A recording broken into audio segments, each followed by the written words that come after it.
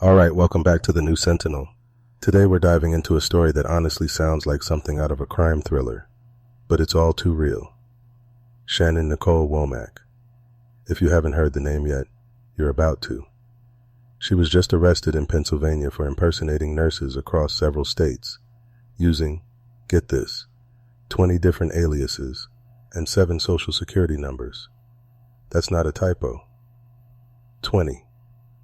Over 5 years, she managed to work in all sorts of healthcare facilities, mostly targeting the most vulnerable, rehab centers, nursing homes, you name it.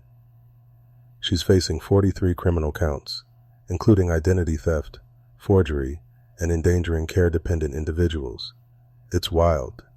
Yeah, Chukwuka, it's like something you'd see in a bad movie, except the consequences here are real. She didn't just fake a name and sneak in. She went all in. She impersonated at least 4 real nurses, forged credentials, set up a fake LLC, and even worked as an LPN, RN, and a supervisor. She was stealing prescription meds too, oxycodone and who knows what else. The kicker?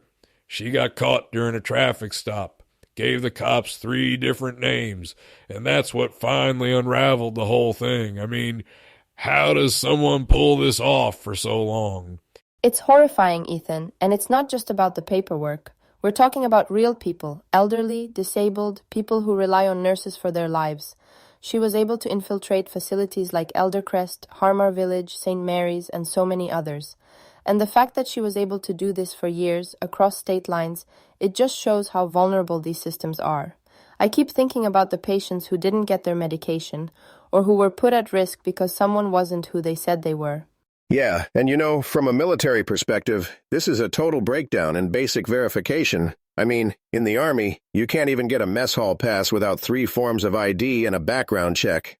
I'm not saying it's perfect, but this is a failure at every level.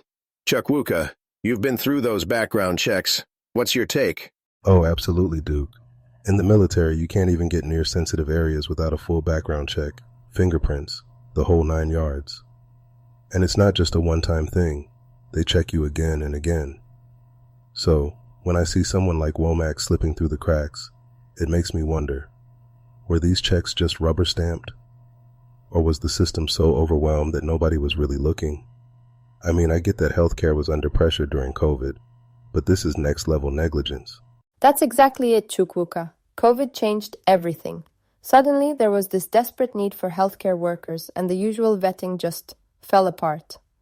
Facilities were scrambling, and staffing agencies were under pressure to fill shifts. That's when people like Womack saw their chance. She exploited multi-state licensing reciprocity, so if you had credentials in one state, you could work in another, and nobody was really double-checking. And with privatized staffing agencies, there's no centralized verification. It's a perfect storm for fraud. Yeah, and it's not just a Pennsylvania problem. This is happening all over. The agencies are supposed to do background checks, but if you got fake documents and a good story, you can slip right through. The Georgia Board of Nursing even said she had the right paperwork, at least on the surface. She was gaming the system, and the system let her. It's like during COVID, the rules got relaxed, and the bad actors took full advantage. And let's not forget, these staffing agencies are private. They're not talking to each other. There's no central database, and everyone's just trying to fill the next shift. It's like, hey, you got a license? Cool, you're in. No one's cross-checking with other states, or even with the original licensing boards half the time. That's how you get someone bouncing from Georgia to Pennsylvania, working under different names, and nobody catches it until it's way too late. And this isn't just an American problem. We're seeing medical credential fraud all over the world. The more desperate the situation, like during a pandemic, the more likely it is that someone will try to exploit it. But the people who suffer most are always the most vulnerable.